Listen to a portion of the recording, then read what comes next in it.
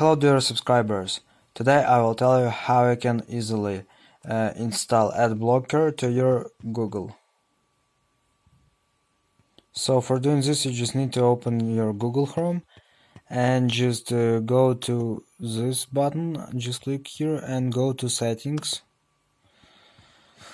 So after you go to settings, go to extensions. Here you can see it, just click on it, on extensions, and you also don't have here AddBlock. If you want to only to install it, just go here, click here and choose Google Chrome Web Store. Just go there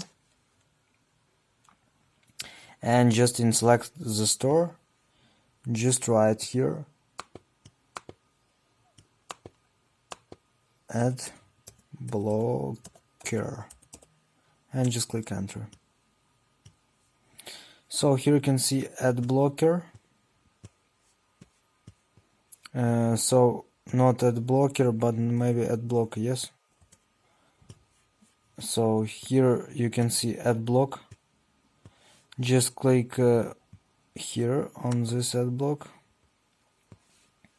Here you can see that remove from Chrome. It means that I also already installed it, but you won't see remove from home, but install it.